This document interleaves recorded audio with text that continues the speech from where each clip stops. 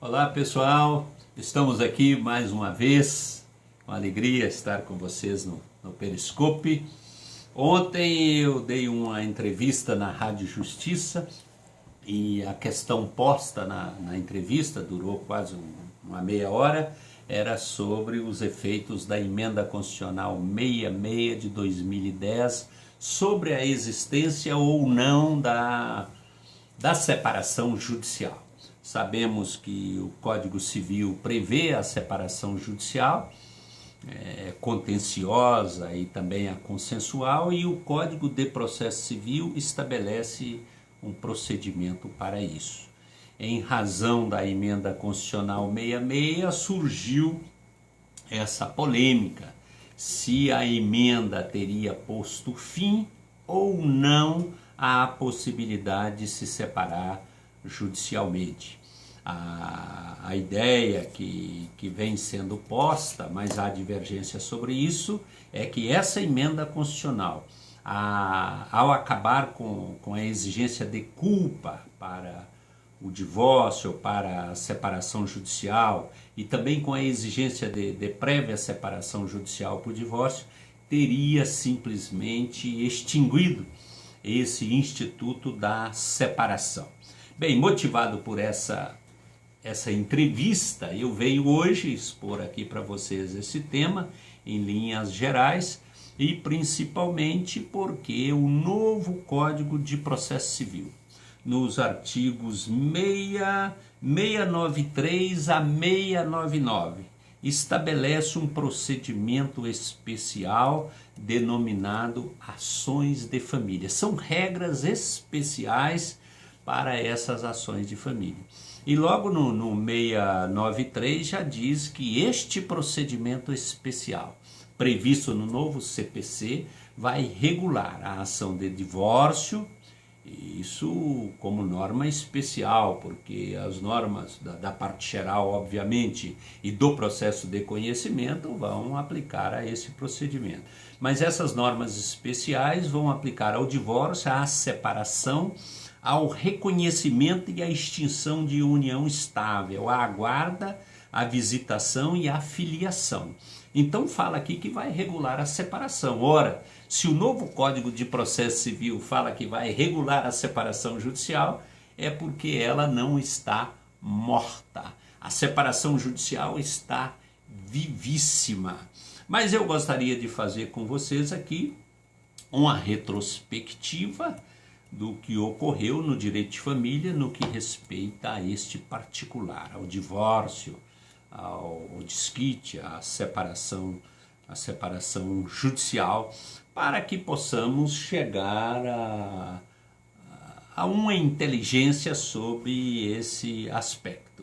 De antemão, eu adianto que essa ação de família, ao prever a separação judicial, evidentemente teve o efeito, o condão de confirmar o que muitos teimavam em aceitar, e ainda teimam, é que a Emenda Constitucional número 66 de 2010 não pôs fim à separação judicial. Eu já antecipo, então, a minha posição quanto a esse assunto.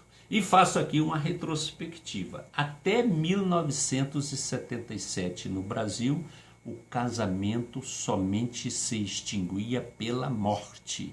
Artigo 315, parágrafo único do Código de 1916.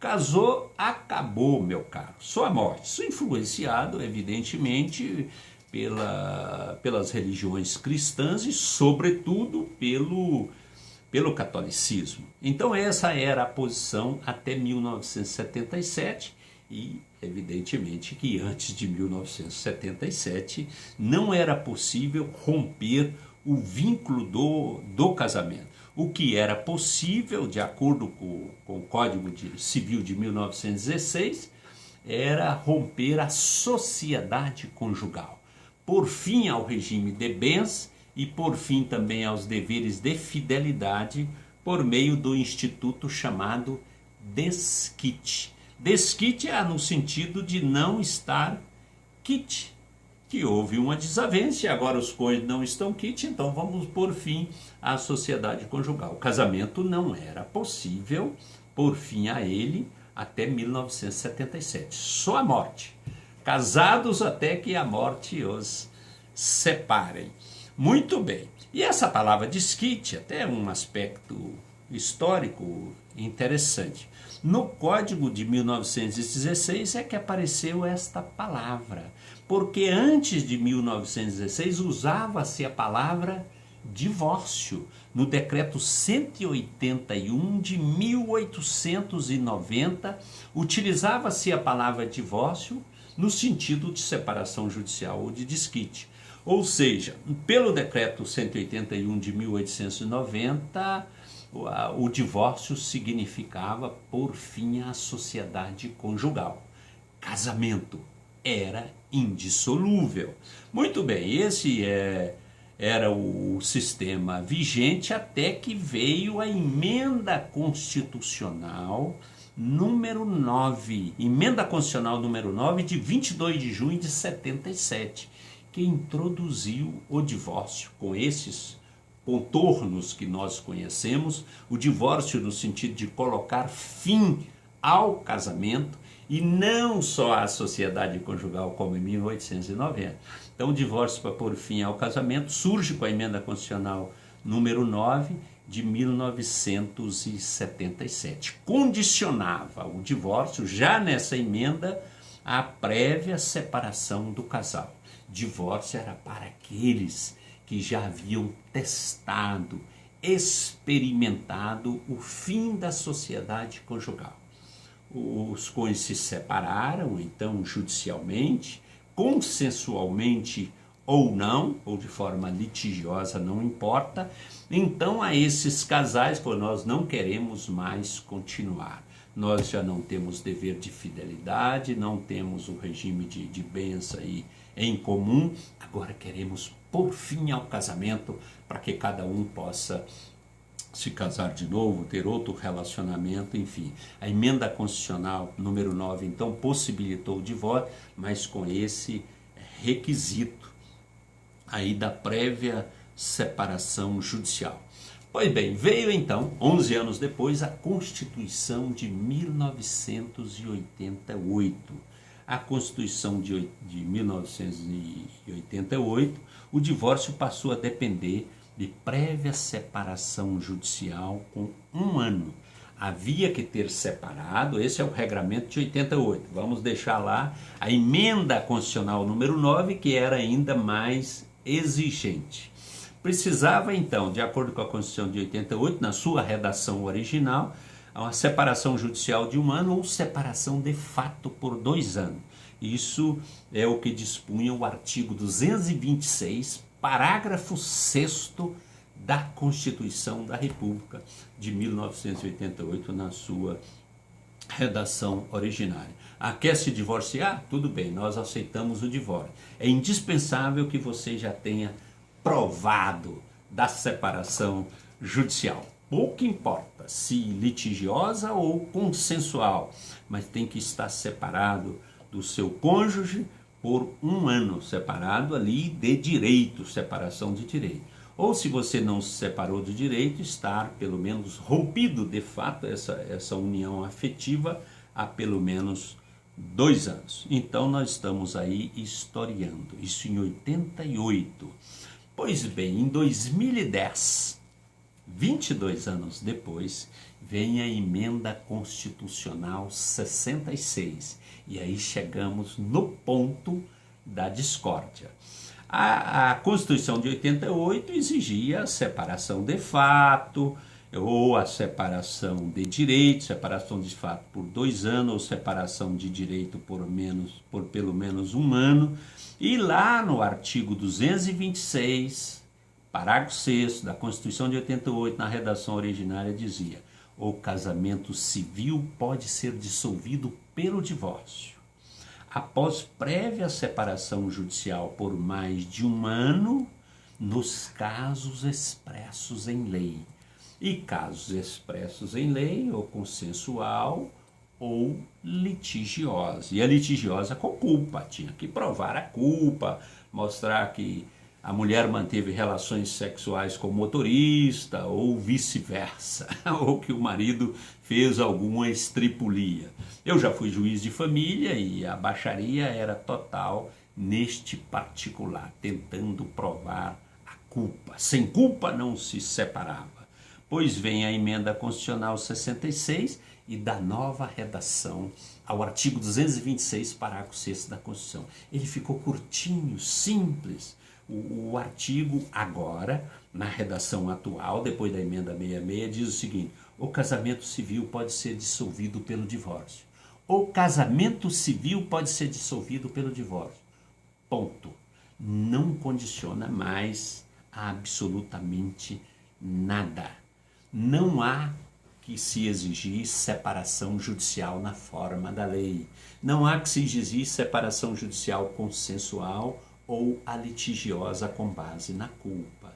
Não. O que precisa para divorciar? Ter casado.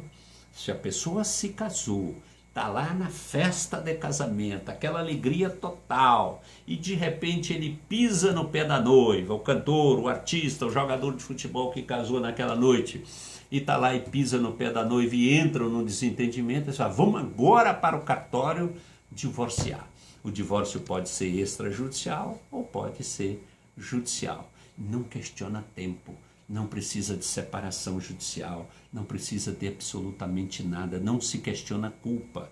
E essa história de não se questionar culpa é porque na redação anterior, do artigo 226 da Constituição de 88, falava prévia separação judicial de 1 ano, na forma da lei, ou separação de fato por 2 anos. Não exige mais separação, então não se fala mais em separação judicial contenciosa nem nada, e nem em separação de fato. Casou? Pode divorciar. Aliás, não precisa nem sair do juiz de paz. Na presença do juiz de paz é que se celebra o casamento e ele é registrado no cartório do registro civil das pessoas naturais. Terminou ali, eu vos declaro marido e mulher. Opa, e nós já queremos divorciar, e acabou o assunto. A questão que se coloca é a seguinte, tem colocado, e as pessoas têm batido muito nisso. O fato de a Constituição da República, a emenda constitucional 66, não mais exigir separação judicial, consensual ou litigiosa, não exigir separação de fato, não se exige nada. O fato de a emenda constitucional 66 não condicionar mais o divórcio, teria essa emenda também posto fim à separação judicial? E neste particular é muito interessante. Surgiram muitas vozes e abalizadas vozes no sentido, porque não se exige mais a separação judicial, acabou com a separação judicial. Nós temos, diz algum, que dar força normativa à Constituição e agora só existe o divórcio e não mais a separação. Ela simplesmente desapareceu. Diziam outros, ou dizem ainda, não tem o menor sentido. As pessoas não precisam mais se separar para divorciar. Mas esquecem essas pessoas de que esses doutrinadores, de que as pessoas podem querer se separar judicialmente, só se separar, pondo fim aos deveres da fidelidade e ao regime de bens, por exemplo. Vamos dar um tempo. Por enquanto vamos separar judicialmente.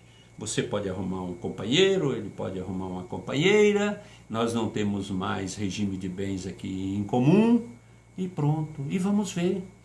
E de futuro podemos até voltar com uma mera petição. Ou então vamos divorciar. Então não significa que acabou. O fato de o doutrinador dizer isso não é cabível, as pessoas vão querer se divorciar. A separação judicial não vai ser usada. O fato de utilizar ou não utilizar um instituto, por si só não o revoga. Aqui em Belo Horizonte, onde eu estou, há uma lei que proíbe que se amarre cavalos na Praça 7, que é a praça central da cidade. Lá não há nem espaço para amarrar cavalos. Os carros a toda velocidade passando por ali.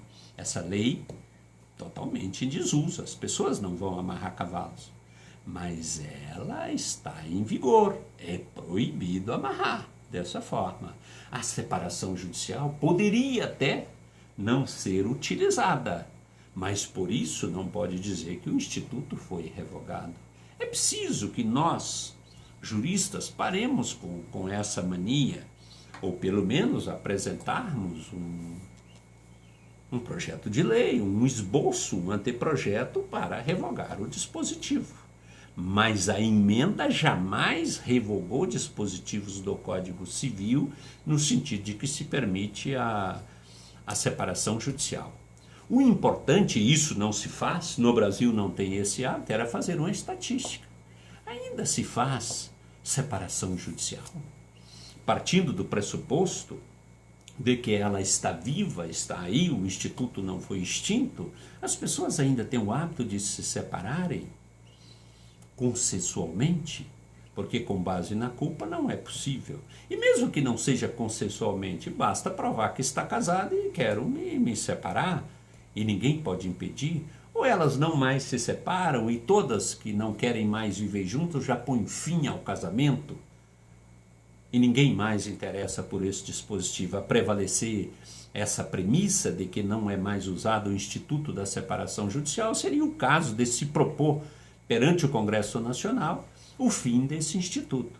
Fato é que desde a edição da emenda 66, eu particularmente, no nosso curso didático de Direito Processual Civil, na parte que trata do procedimento da separação, advogava a tese de que não havia extinto.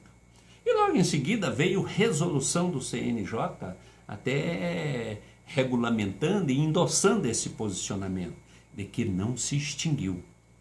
E agora o novo CPC, neste procedimento especial denominado ação de família, afirma textualmente que este procedimento de ações de família será aplicado também na separação judicial. Creio que não há mais dúvida, mas tenho lido sobre isso. As pessoas insistem em discutir esse tema. Eu confesso que estou aqui tomando o tempo de vocês. Não é um tema relevante. Eu falo que não é relevante do ponto de vista social. As pessoas podem se divorciar ou podem se separar. Isso não tem uma repercussão maior, a não ser na esfera meramente privada. Não sei por que essa preocupação. Por que querem tanto uma ala abalizada da doutrina? Querem tanto que as pessoas se divorciem, mas não se separem? Eu não vejo assim interesse nisso, porque não podem se separar, pelo amor de Deus. Para que essa insistência que acabou com o Instituto? E aí alguns falam, não, a Constituição revogou esses dispositivos do Código Civil, revogou coisa alguma. O que a Constituição, pela emenda constitucional 66, extinguiu foi o requisito temporal. Não há mais necessidade da separação judicial. É isso. Nem de fato, nem a separação de direito. E como fala aquele na forma da lei, a presunção é de que acabou também com a culpa. Evidentemente, se eu posso casar e separar imediatamente, não há que se discutir em culpa. Então, o que nós devemos fazer é fazer uma releitura de dispositivos do Código Civil nos termos dessa emenda constitucional. E aí sim, falar, não se admite mais a separação por culpa. Mas que acabou, isso não acabou. Não mais persiste o requisito temporal de 1 ano de casamento para o pedido de separação por mútuo consentimento. Não há mais esse requisito, lá do artigo 1574 do Código Civil. Isso eu não posso admitir mais, porque o texto infraconstitucional nós temos que lê-lo em consonância com o texto constitucional. Não cabe mais, pelo que acabamos de dizer, a invocação de culpa como fundamento da separação judicial. Mas a separação permanece. Eu estou aqui abordando tópicos que anotei para conversar aqui. Agora, a culpa desapareceu para efeitos da separação judicial. Você que trata do tema, você que vai prestar concurso, você que amanhã poderá ser inquirido por um examinador do direito de família, não se esqueça de que a culpa ainda existe no ordenamento jurídico. Estou falando ordenamento jurídico, é o óbvio, aqui no direito de família. Na anulação de casamento, por exemplo, por vício de vontade de algum dos contraentes, há que se indagar sobre a culpa para verificar a ocorrência de coação ou de erro essencial sobre a pessoa. Então a culpa ainda é perquirida, não para a separação, não para divórcio, evidentemente que não, porque isso afrontaria o disposto na emenda 66, mas para anulação de casamento, sim, se perquire. Artigo 1564 do Código Civil diz, inclusive, que o reconhecimento de culpa de um dos cônjuges na anulação do casamento conduz a perdas de vantagens havidas pelo cônjuge inocente. Dessa forma, vantagens havidas do cônjuge inocente. Então, o culpado perde essas vantagens que recebeu do cônjuge inocente. E eu falo aqui, em razão da 66, agora confirmada pelo Código de Processo Civil, que vai entrar em vigor aí no dia 18 de março, se Deus quiser, nós temos algumas regras de transição. E eu sempre me preocupo muito com elas. Quem tem essa visão prática do direito, que eu tenho, depois de 25 anos de magistratura, e antes fui promotor, e já há 3 anos sou advogado, a partir do dia 4 de abril de 2016, vence a minha quarentena e eu estarei livre para advogar em todos os tribunais do país, inclusive aqui no tribunal onde eu fui desembargador, aqui no Tribunal de Justiça de Minas Gerais. E vou, evidentemente, iniciar meu trabalho aqui no Tribunal de Acompanhamento de Processos e, sobretudo, na sustentação oral. Mas essas regras de transição, e que eu anotei aqui, havendo um pedido de separação judicial com base na culpa, e essa culpa desapareceu, o fundamento da separação era a culpa. O que o juiz deve fazer agora, independentemente do Código de Processo Civil de 2015, que entrará em vigor agora em março de 2016. O juiz deve conceder às partes interessadas a possibilidade de adequação dos pedidos e das respectivas causas de pedido. Ele pode falar, agora eu quero divórcio, e não interessa mais a culpa. Eu pedi divórcio, mas eu não tenho tempo ainda, o pedido foi feito, eu acho que nem dá para questionar isso mais, mas suponhamos que quando ele pediu não havia esse requisito, ele não preencheu o requisito temporal, mas agora não existe mais. O juiz vai ter que aplicar a lei do momento da prolação da sentença. E para isso é sempre recomendável ouvir as partes. Se ela quer alterar, o que ela pretende mesmo, né? Que agora não exige mais a culpa. O fato é que essa disposição não pode ser invocada. Essa alteração exigia culpa para a separação em alguns casos, não a consensual. Agora não exige mais. Isso não pode ser invocado com a finalidade, por exemplo, de inadmitir a conversão das separações em andamento em divórcio. Então pediu a separação e agora quer divórcio, que se deu o divórcio, nós temos que partir para essa instrumentalidade das formas. Não há que se admitir por certo, como querem alguns, a extinção dos processos. Há quem advogue que se pediu a separação, que extinga o processo. Absolutamente.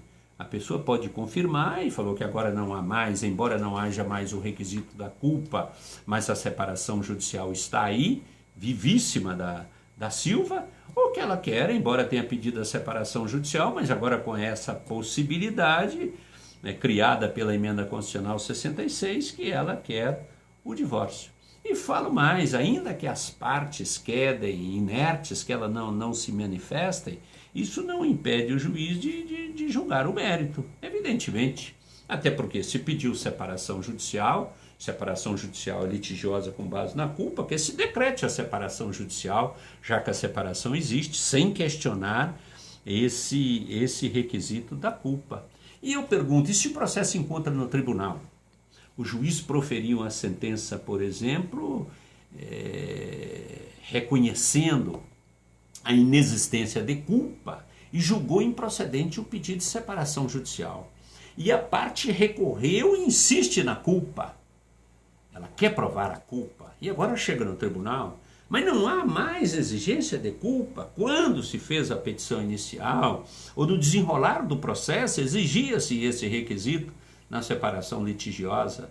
E o juiz indeferiu o pedido, o juiz julgou improcedente. E o tribunal agora? Ele vai perquirir sobre essa culpa?